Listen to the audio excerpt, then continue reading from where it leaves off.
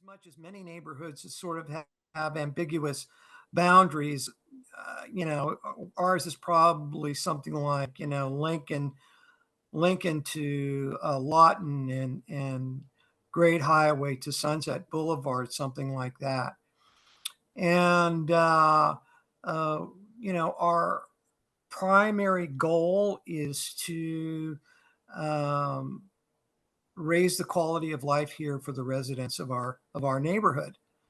And initially, when we, why we wanted to become members of CSFN was because as just a small, our group is about, we have about a list of about 200. So anyway, we felt that, being a part of CSFN, we don't take real positions on political matters, or we don't do any kind of endorsements or any of that nature, feeling that we're too vulnerable in case, somebody gets elected who we didn't, endorse or whatever, they could take it out on us. So CSFN, on the other hand, is a group that, that can't happen too easily.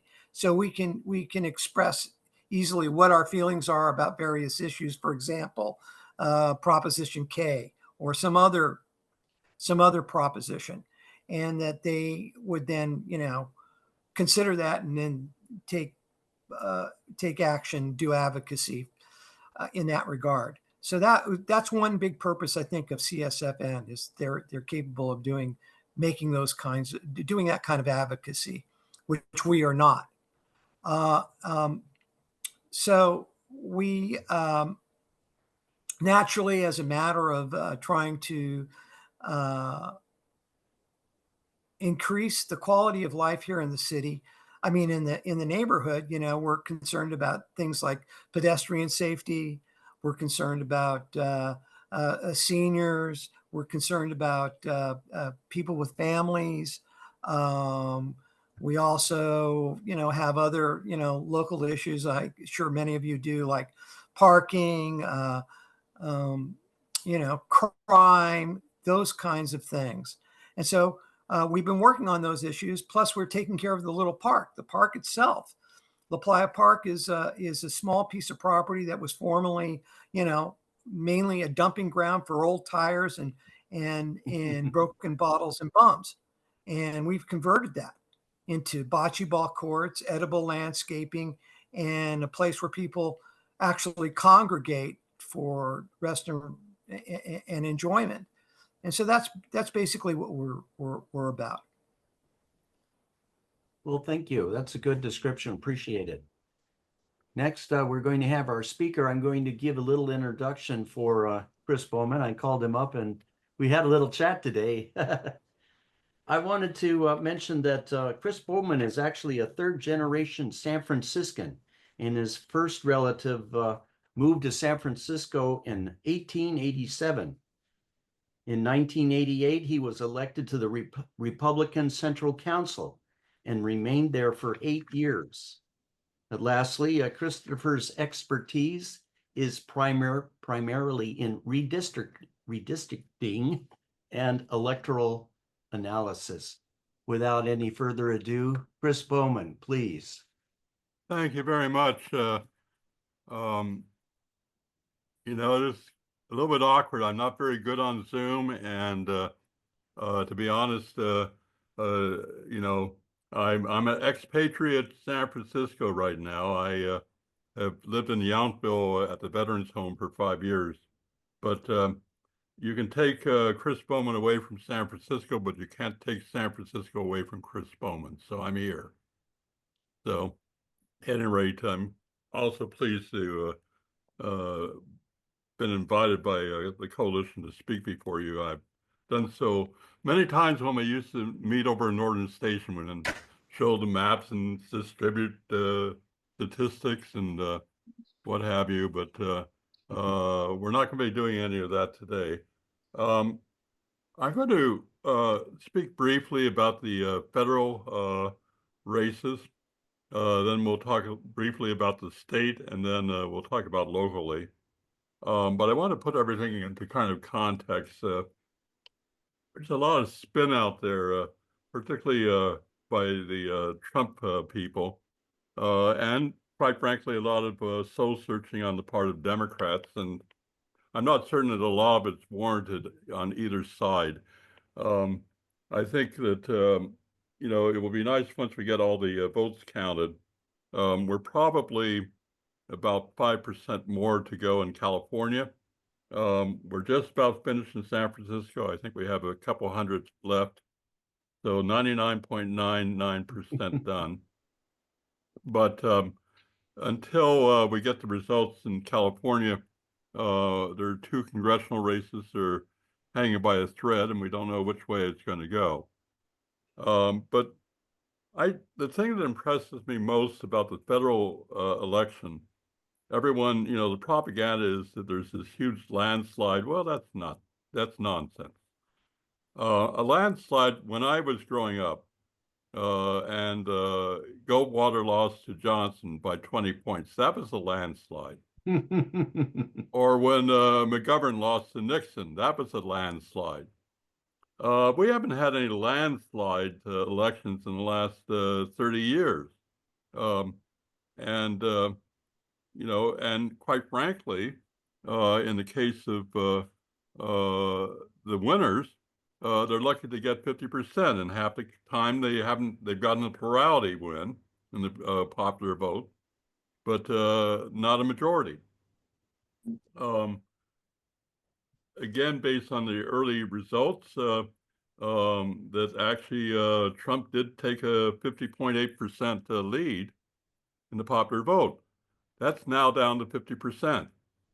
He may end up as a minority, as someone who won a plurality but did not win the popular vote with a majority. Yeah, clearly he will have beaten Kamala by about 2%. What I find fascinating is that, the turnout is really crappy throughout the country. We had a maximum turnout when we had COVID and everyone was voting by mail, and we had nearly 160 million people vote. That number is probably going to be closer to 152 million this time, down 8 million. Now, Trump has gone up 2 million. Kamala has gone down 3 million from what Biden and Harris did 4 years ago. And 3 million people just simply didn't bother to vote that voted 4 years ago. And that, to me, does not indicate a mandate on either side. And then if you look at the Congress, the Republicans did pick up the Senate. And they had some strong candidates that ran in Ohio, Pennsylvania, and West Virginia and Montana. They picked up 4 seats. We're not entirely certain that Pennsylvania is decided at this point because they're going to have a recount. But it's within 20,000 votes. But at this point, McCormick, who's the Republican, is in the lead. But in the House, the Republicans are going to end up with a 7 to 11 vote majority, which is about where they started, 4 years ago. So basically complete status quo as far as the House of Representatives goes. And I don't think the Republicans have solved the issue of what do you do if you have like 3 or 4 members of the Freedom Caucus? They got rid of Gates because Gates was nominated to become the Attorney General, but he resigned. So at least he's not going to be able to create trouble in the Congress. I suspect he's not going to be confirmed, however. So he'll be out, at least for the next 2 years, unless someone like DeSantis appoints him to something, which would be unwise to do. But the problem is that you have a speaker that was elected by a shoe thread, and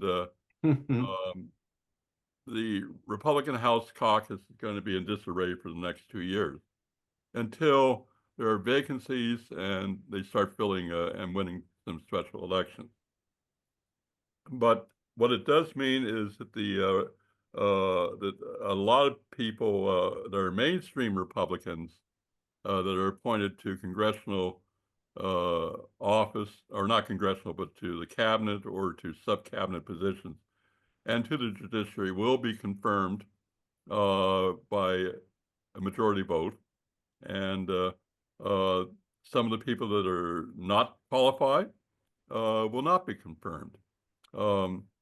Back in the day, you had Susan Collins and you had Senator Murkowski from Alaska, that they could kill any judicial appointment simply because it was so close.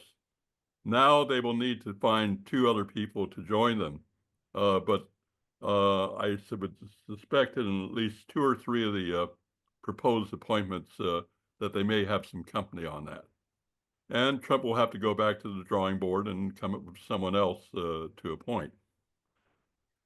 But that's basically it. I would also say that what is remarkable, though, is I've looked at the first 29 states, and in 25 of those 29 states, Kamala got fewer votes this time than last time. And in about 4 states, Trump actually got less than he did. Yeah. And mostly in the like Ohio and Illinois and places like that. So much for that. At the state level, we have a one-party state, and that will remain the same. I think that at this point, the Republicans will probably lose 1 of their members that we know of, possibly 2 others from their caucus, which means that they'll be down to virtually nothing. I think they'll have like 9 members out of 52 in representing California. Probably there will be an upset. Does the coggles my heart well, because I served the guy on Frank Jordan's staff and couldn't stand him at the time. But his name is Josh Newman, and he actually ran for supervisor in '94 and got 18,000 votes. That takes some real ability. When you talk about typically supervisors back in the day would need about 80,000 votes to get elected. But he moved to Southern California. He voted for the tax measure, and he was recalled. Unfortunately, the Republican Party didn't keep its eye on the ball, and the guy ran for election again and got elected the following November. So we've been stuck with him for 4 years, but I think that he is, unless something radically changes with the vote, he's 1.6% behind now. And I don't see anything radically changing there, but the Republicans will have 1 pickup in the state Senate. Still a substantial minority. We used to talk about a Republican minority of being 1/3, because then if you had 1/3, you can negotiate on things like the budget and on tax measures and bond measures and stuff like that. When you're at 25%, you don't negotiate anything. Anything that you get, you have to work out compromises with your Democratic colleagues and hope that they'll be generous and move your legislation and it will get signed into law. But it's very difficult, and we have one-party state here. It looks like Trump will about meet what he got statewide, about 6 million votes. He's at 5.8 million right now, but again, 4%'s not been counted. But Kamala's down 1 million votes from what they got last time. And again, I think these are just simply people took a walk. Very few of them went over to support Trump. And there were actually fewer people that voted for third-party candidates. So they just simply refused to vote. So let's see, what else at the state level? I think that pretty much covers it for the state. Now, locally, turnout is down 7% of what it was 4 years ago. We had 449,000 people vote. Now it's at 412,000 with change left. So it was 86% turnout last time. It will be about 79% this time. And the net effect on it is basically no change, except that Trump actually did better this time in San Francisco than he did 4 years ago. And why is that? It's because the Republican Party has 8,000 more voters now than it had back then, registered voters. And by and large, they voted for Trump. So he is actually up in that. But more remarkably, from my partisan standpoint as a Republican, we have candidates like Yvette Cochran, who ran against Scott Wiener, who got 22% of the vote district-wide, 21% in San Francisco. No, I'm running low on my battery. Hang on a minute. Let me get my thing here. Hang on. Can you hear me? Yeah, still good. Okay, hang on. I don't want to cut out. Okay, that should work. I don't think anyone's gotten over 21%. You'd have to go back to 1988. So she has done remarkably well in that race. She's gotten more votes than any Republican for partisan office since Ronald Reagan in 1984, when he got 90,000 votes, and she is hovering around 78,000 right now. Jeez. The guy who ran against Pelosi, Bruce Hugh, or Bruce Lowe, got 62,000 votes. That's nearly double what anyone else has gotten previously in the last 20 years. And we had another guy, had Anna Kramer, who's the county chair of San Mateo County. She ran against Mullen for the Congress. In District 15, where it's basically the equivalent of supervisorial District 11 and the southern parts of 9 and 10, that she's getting 30% of the vote. And that's unheard of. She got more votes than Arnold Schwarzenegger got back in 2006. And so what's happening is that Republicans are making incredible inroads among your immigrant, first-generation immigrants from China. And they did some research, one of our people, Rodney Leong, and we found that in the course of just simply 4 years, we'd gone up from 2,600 to 4,200 foreign-born Chinese that were registered Republicans. That's how much it had grown, by 60%. It's continuing to grow. District 11, where's Mary? Is Mary here? She's not here. Mary Harris, I see her name there. I'm here. Well, Mary, Hit me. you got a problem in District 11. We District 11 is now over 9% Republican. It was 5.4% Republican 5 years ago. Wow. And you guys are losing momentum there. But District, it's now, in comparison to the number of Democrats, it's the second most conservative district in the city. Now, everything's relative. You know, people talk about, the city's moderate or conservative. We haven't had a moderate on the Board of Supervisors since 2013, when Carmen Chu was elevated as the assessor. We have liberals and we have progressives. So an example, there was an article in the SF Standard that talked about that Trump did very well in Visitation Valley, which he did. He got about 33% of the vote down there. And there were actually 3 precincts where he got over 38%. That's 3 precincts out of 501, and the statewide average was 38%. So in 498 precincts of the city's more liberal than the state as a whole. So everything is relative, and I wish to hell in the mainstream media and politicos would actually acknowledge that fact. And when they say that, you know, that the moderates are taking over or that the conservatives are taking over, it's nonsense. It's a battle between the progressives and the liberals. And Exactly. it's been that way for the last 15, 20 years. Yes. Okay. And you see that, of course, in the race for, well, for mayor. I don't know how you explain that. What we do know under ranked choice voting, well, there's a couple things that I think this will shock you. Well, maybe it won't shock you.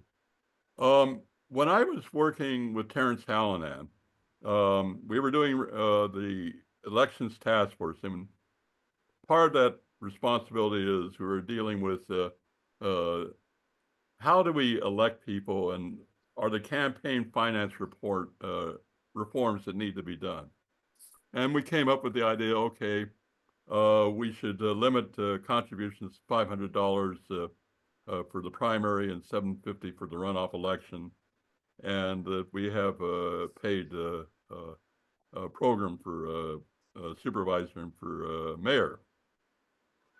But back then, we figured that it took $1 a vote to get elected, to either to the mayor's office or to the board of supervisors. $1 a vote. So let's look at it today. I have the figures that I just ran up here, if I can find them. 1 minute. Okay, Lori, you know, he spent $9.6 million on his own campaign.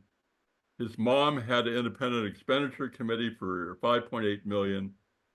He did remember Prop E from the March primary, which basically gave the police carte blanche of whatever they wanted to do, regardless of the elections or the police commission. But he spent about $700,000 on that. Collectively, $16.2 million. Now, he got 102,000 first place votes. Now, you divide that into 16.2 million, that's $162 a vote. $162 million a vote. Even if you take into account his second and third place votes, or it could be even more. He had 182,000. It averages out to $89 a vote. Now, he wasn't alone on that. Breed spent $63 for every first choice vote and $42 for all of her votes combined with ranked choice voting. Peskin was left.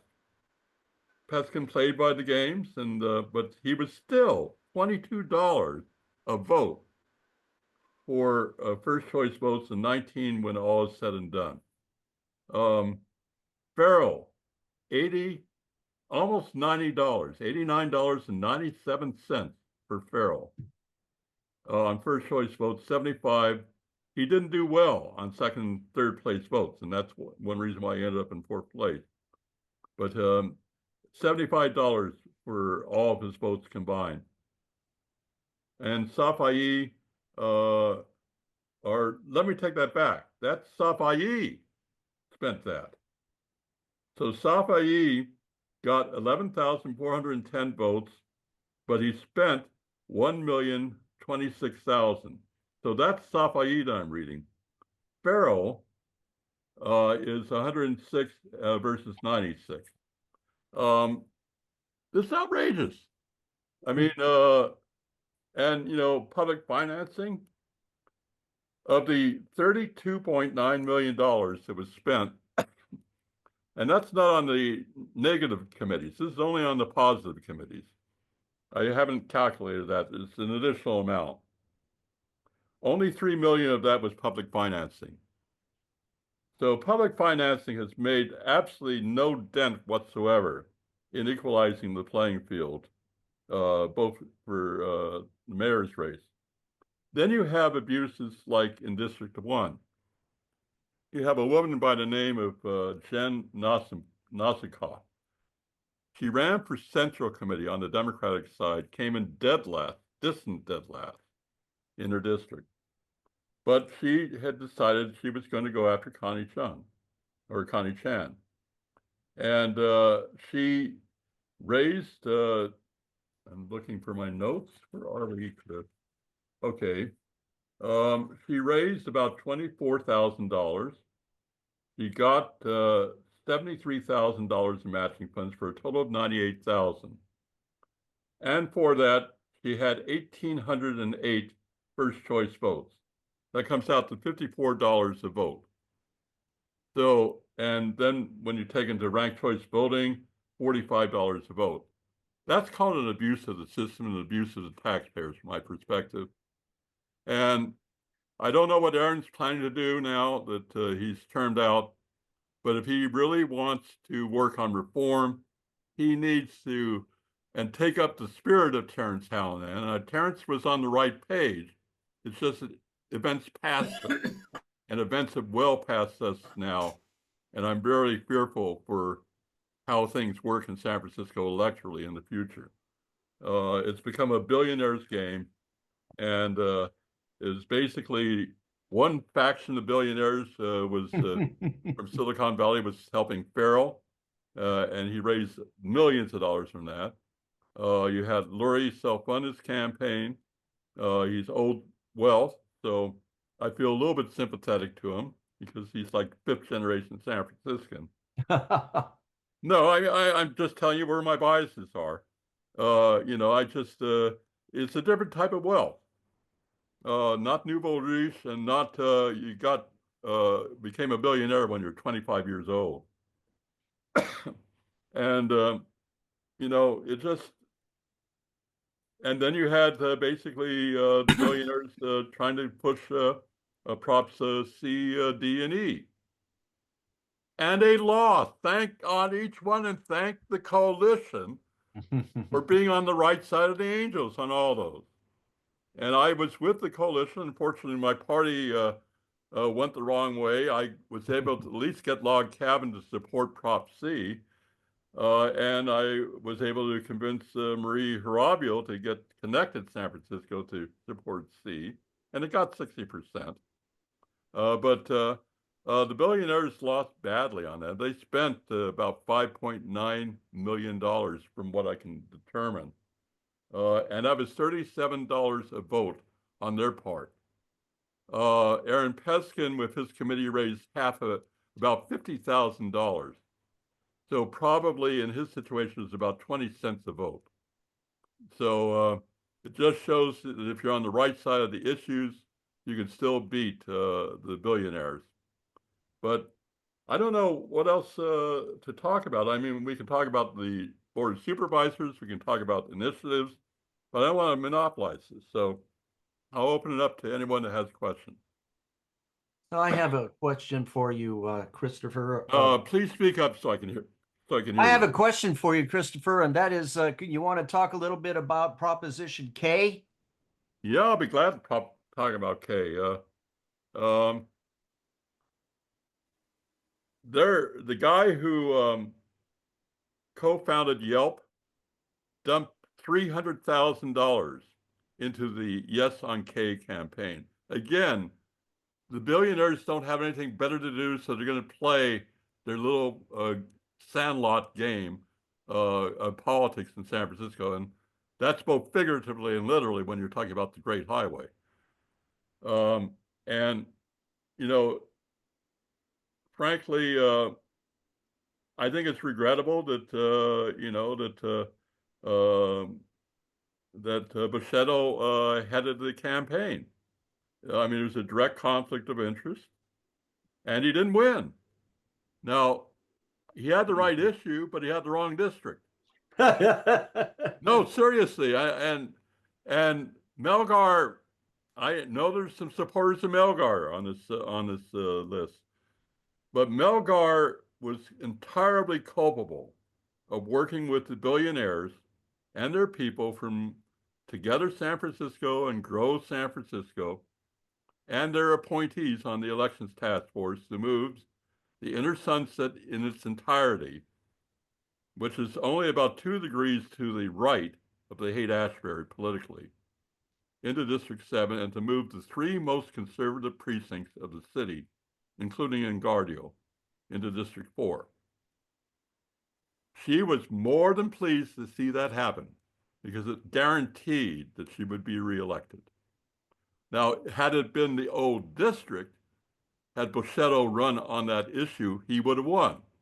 Because if you exclude the new areas that were added to the district, which voted heavily in favor of Prop K, and included the areas that were excluded south of Sloat, which voted like 80% against it, Boschetto probably would have been our next supervisor in District 7.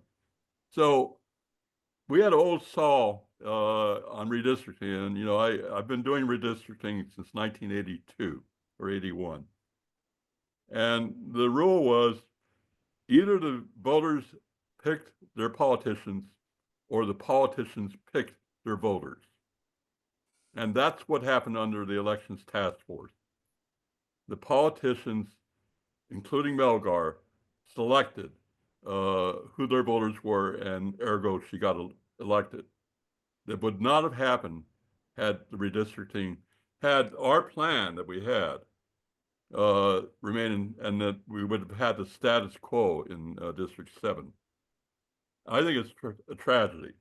And it's a further tragedy for the people of District 4, which is one of the most conservative, and conservative meaning less progressive, okay?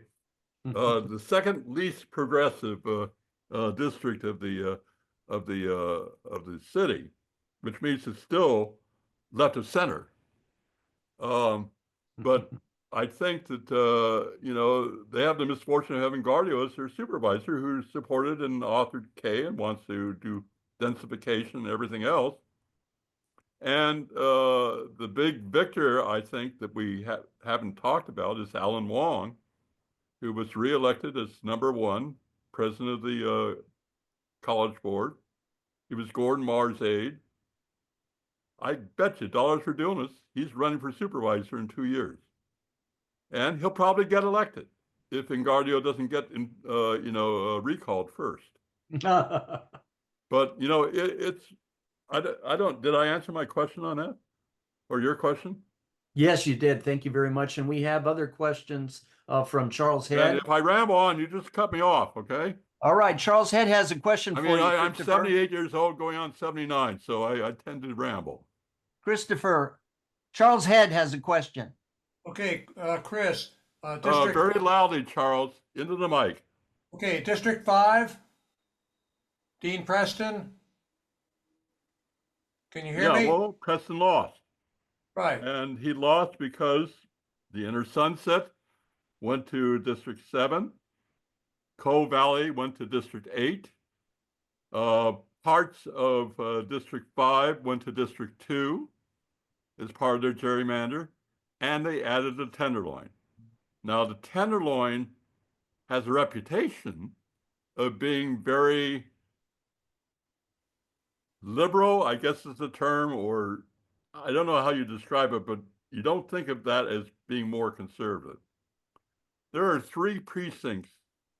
As I said, things have changed politically for Republicans in the last 5 years.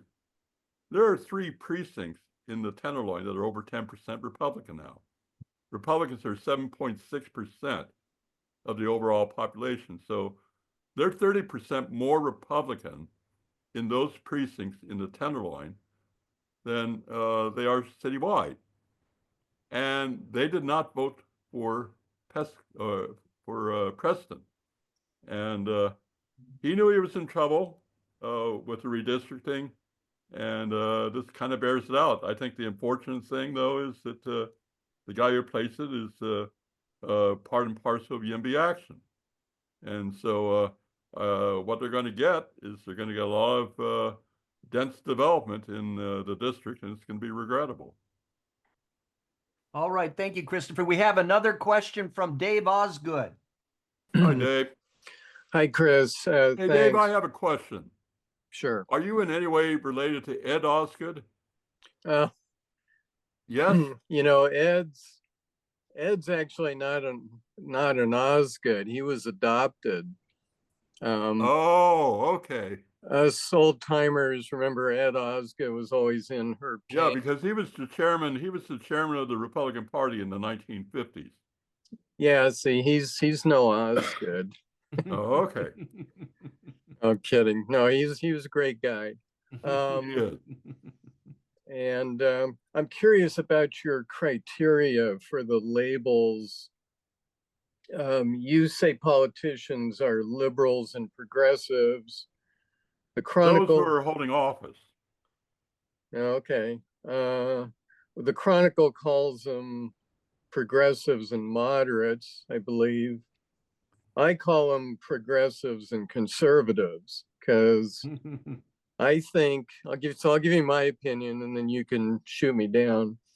But I think when you sell out to developers, vote for anything big business, big development, the building owners, the old downtown, remember during the waterfront strike, it was the longshoremen versus downtown business. And there's always been that, those two sides, and downtown aligned with City Hall.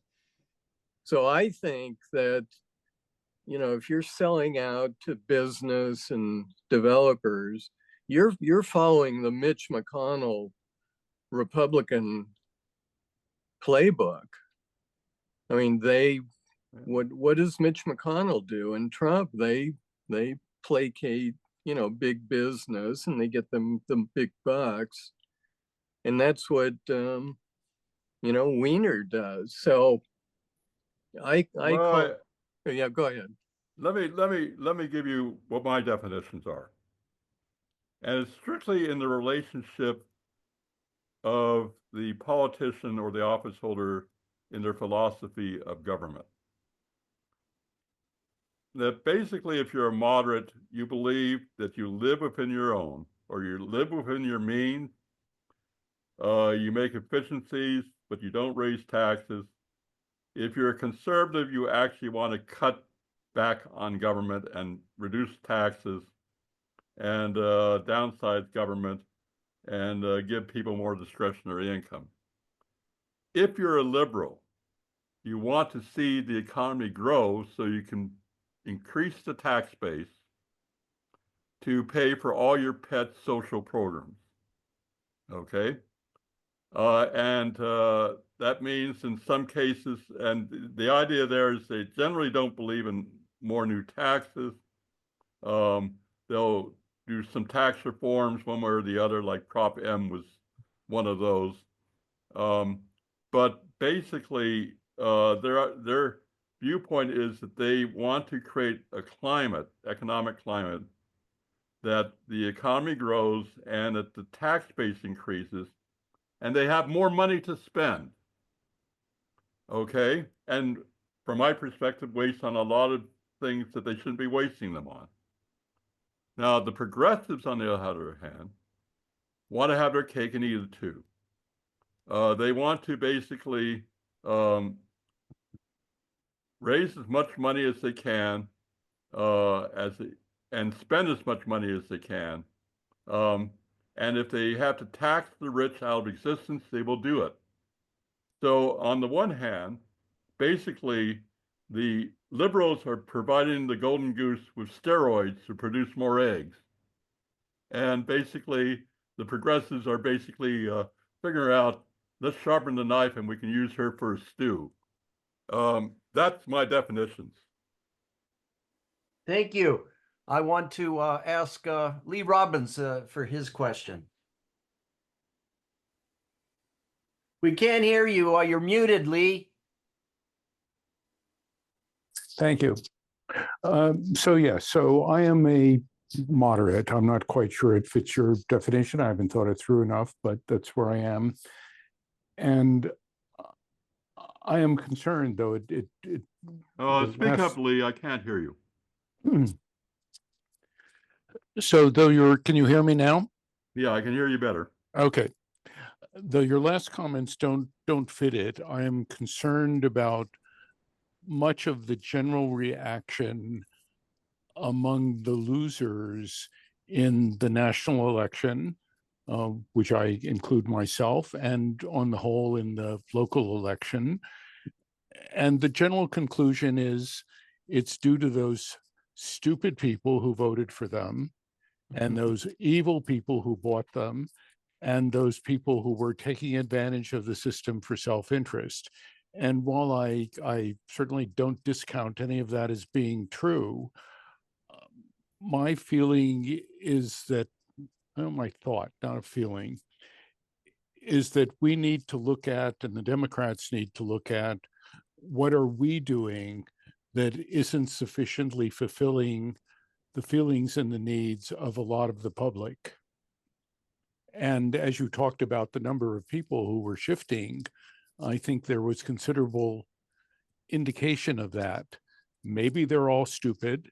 Maybe they were all paid off to vote the way they did, but I'm somewhat doubtful. And the example for me, which is certainly a contentious issue here, would be the Great Highway issue. I don't remember which way I voted on it, actually, because I was, see, you think I'm an evil person, because from my personal standpoint, and I walk with a cane, I'm somewhat disabled, I drive places, I don't walk. I certainly don't go up and down hills or tramping around in the sand. However, that isn't everybody. It didn't used to be me. It is now. And there are younger people who have different kinds of needs, including bicycling. And I used to live in Philadelphia, and I saw what they did with the parks by the two rivers there. That was very beneficial to the city and to a lot of people. And so I'm interested in a question, and I don't know if we're willing or interested in discussing it, of what are the things that we're doing in which some ways we may be behind. And the central thing that I have found in CSFN is a concern is about housing density. And I'd rather live, I don't live in a single family house now. I did for 17 years though. And yeah, I didn't like the idea of my views being blocked or whatever. But what about the people who don't have places to live, who can't afford it? Well, I guess my answer, I didn't really catch your first question, but my answer to the second one is that what guarantee do you have if they're even built 82,000 units of housing that they're going to be affordable as they define affordable as being 140% of the AMI. The AMI is like 97,000, so that means if you make 136,000 as an individual, that it's affordable. What guarantee are you going to have that anyone that really needs the housing is going to get the housing? One of the reasons I'm in Yountville is that they have all these quote unquote marvelous affordable housing programs from the city.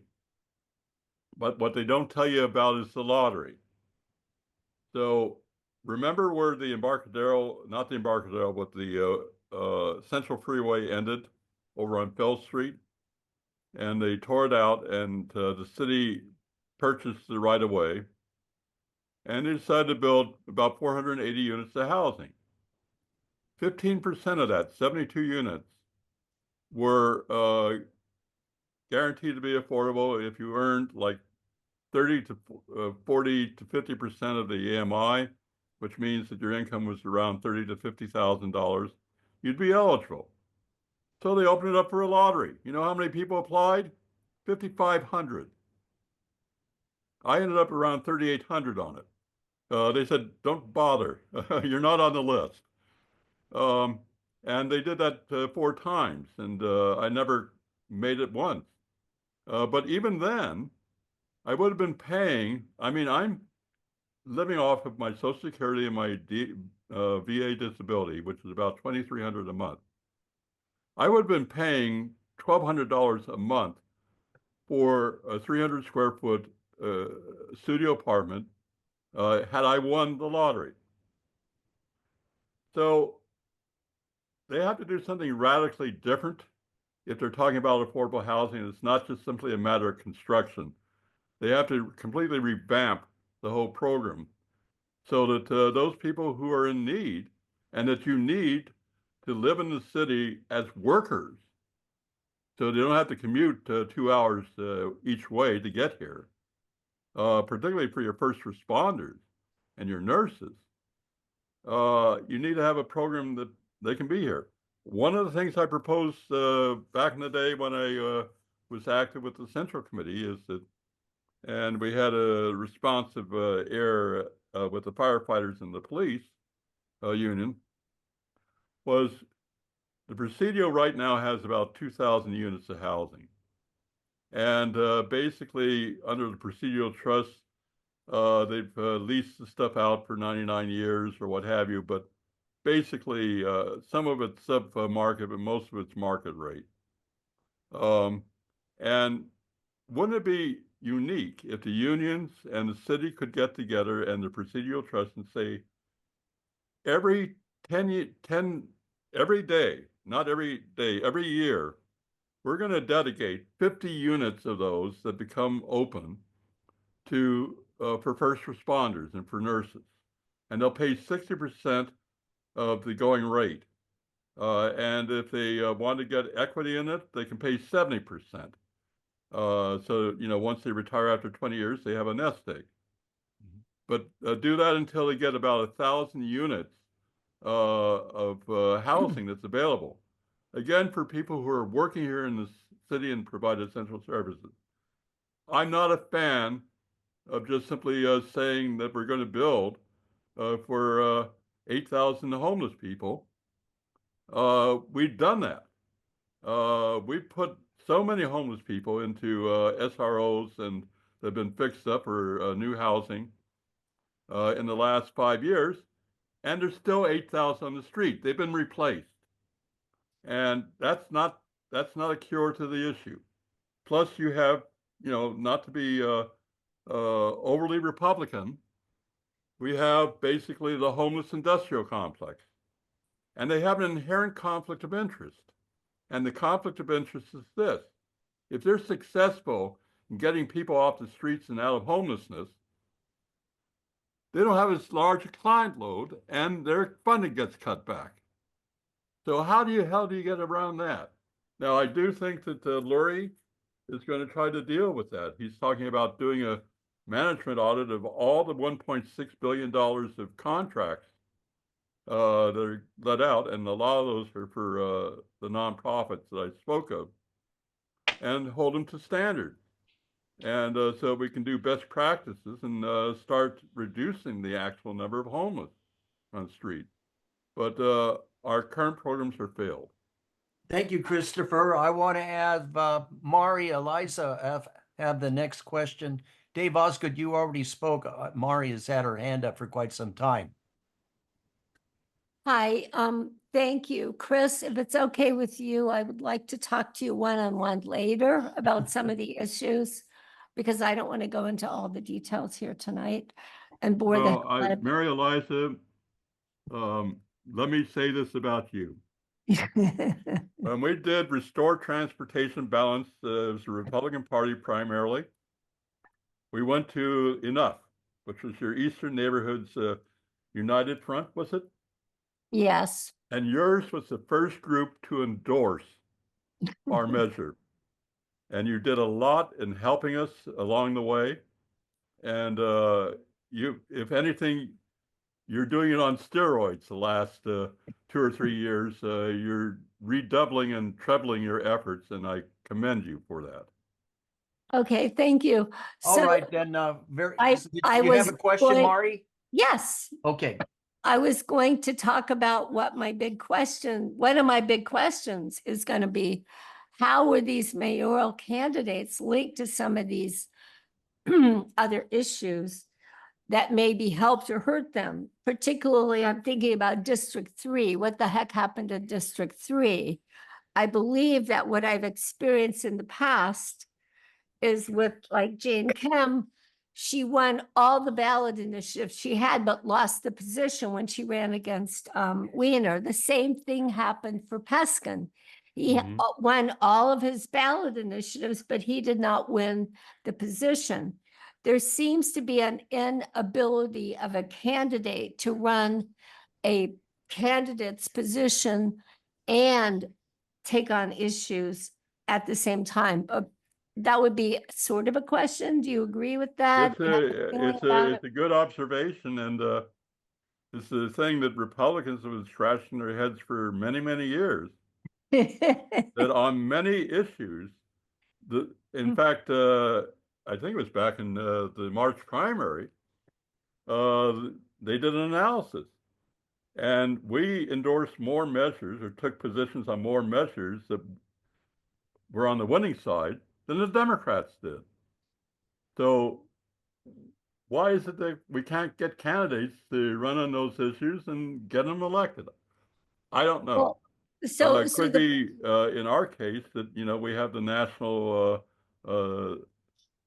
labeling that everyone thinks that we're, you know, Trumpites, which we're not. I mean, this city, and again, forgive me for taking advantage of this, but captive audience. But this city was run by Republicans for 54 years in a row. From 1910 until 1964, we had 6 Republican mayors in a row. Oakland was a Republican city. Berkeley was a Republican city. And I think they did quite well. But what happened was that they all decided to go to Marin County and the suburbs and the East Bay Hills. And the Republican Party's never been the same in these urban areas. So I don't know what the answer. I think, frankly, part of the answer is with the Chinese. If the Chinese move lock, step, and barrel towards the Republican Party will be viable again. But in answer to your question, I don't know.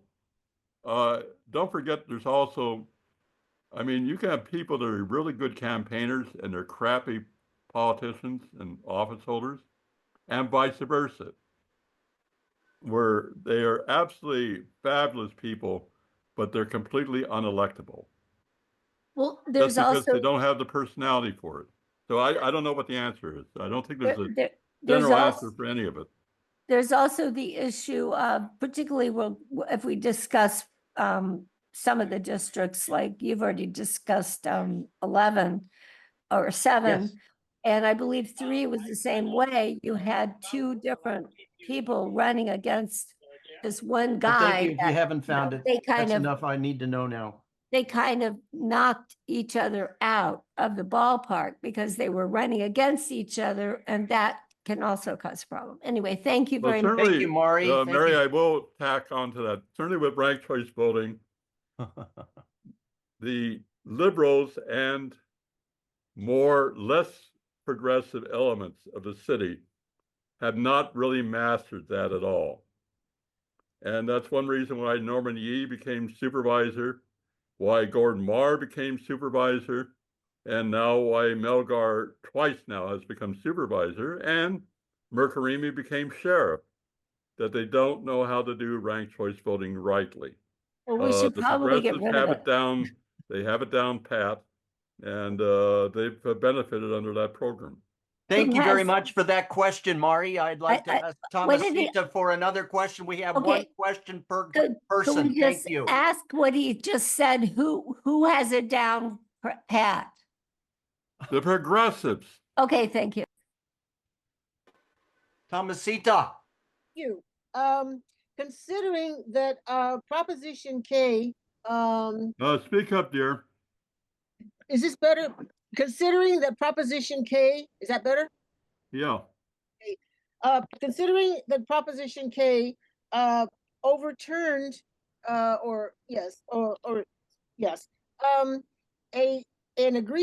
negotiated agreement pilot program that was already in place that was supposed to go until December 31st, 2025, and which You're includes, speaking of Prop K, not, you mentioned J. I said K, okay. Yeah. Yay. Okay, now this was and then it was supposed to include environmental studies and studies of the impact on the air, on the days when the road is closed and the days when the road is open. And it was supposed to include meetings with the community. and all of this is just obliterated by Proposition K. Is there any recourse for the people, who are because I know someone who lives on Lower Great Highway, and she says that when the road is closed, the semi trucks that are making deliveries to Safeway and Walgreens, they pass 10 feet in front of her house day and night. Not to mention the 20,000 cars every weekday, and so. And the 95,000 veterans that need to go to the VA hospital, all these users that normally use the Great Highway. So considering that Proposition K ignored and overturned, I guess, this existing pilot agreement, is there any legal recourse, or what recourse do you feel that we have, those of us who are residents of the outer Sunset and have to deal with these traffic? It's not just the traffic, it's the pollution. All those. I believe that there are probably some lawsuits that are down the line. I'm not privy to that because I'm not part of that campaign.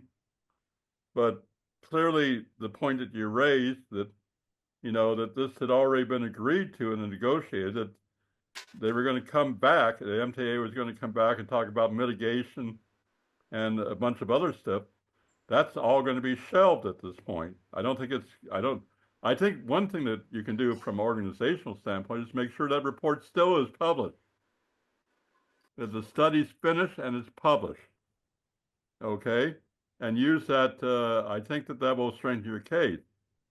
But the other interesting thing I heard on the campaign trail was, and I don't know how valid it was, but it was an interesting point, that federal and state monies were spent to build the Great Highway in the first place. And at one point, I think it was an alternative to Highway 1. And I don't think it is any longer. I think that's 19th Avenue. But it may be that cities don't have the right to close down state and federally funded projects like that.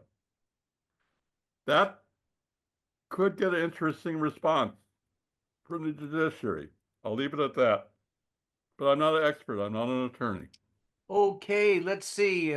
Any more questions? Dave, you seem to have your hand raised, or did you ever put it down? I do have a question about the election analysis, not the Great Highway. I'd like to have this be the last question. It's almost 7:30 now, so. Christopher, forgive me if you covered this already. I'm sorry, who's speaking? David Osgood. Oh, hi. What is the latest final ratio between the liberals and progressives on the board? I haven't calculated yet, but let's go through each one. Oh, no. So Connie Chan got reelected. Marjohn's third time she's out, I would think. She did actually worse this time than she did the previous two times. But you got a progressive. I'm not certain who Lori's going to appoint, or if Breed's going to appoint the successor to Stefani. It depends on the timing of when Stephanie steps down and who's mayor at the time. I would think the Breed would be really smart to not appoint anyone, given that she is a complete and utter lame duck, and leave it to the new mayor to do. I might add that I looked at the results by neighborhood, and Farrell did the best of all his districts, of the 11 districts in District 2, but he was edged out by Lori in District 2 for first choice votes. So I think that we don't know about District 2, okay? I would think that Farrell would not appoint a progressive there. That would be my gut feeling. Breed, who knows? And frankly, who cares at this point? District 3, you have Salter, who is YIMBY Action. Okay, he's going to be a problem. Okay, District 4, you got Engardio, who's YIMBY Action, but he may be out on his ear. either next year or the following year. And I don't know who replaces him. If it's Wong, it will be a progressive. If it's someone else, it will be a liberal. But maybe not someone who's a YIMBY liberal. Wouldn't that be nice? 5,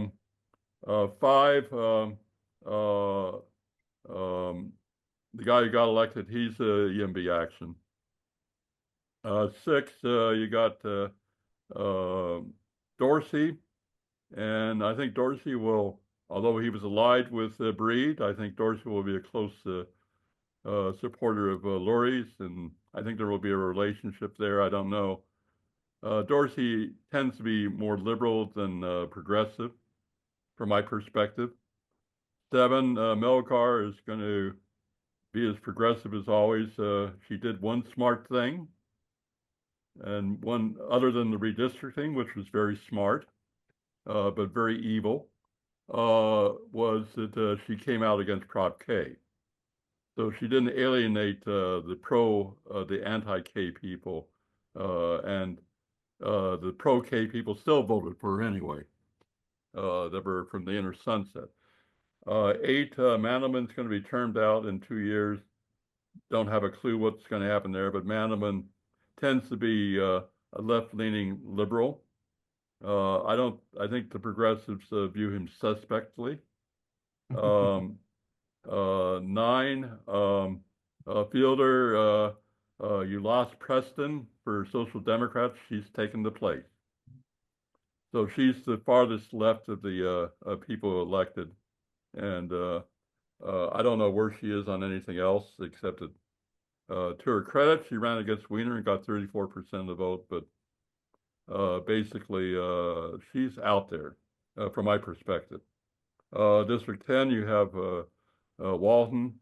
He's progressive, but I don't know. I think he'll have to find some accommodation with Lurie. And 11, you have YIMBY Action with, not YIMBY, the YIMBY Action guy lost, Michael Lai.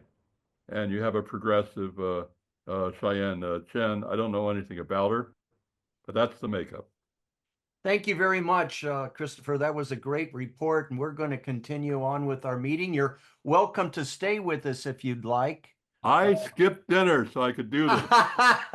So guess what? I'm You're going out to lucky. the Rutherford Cafe.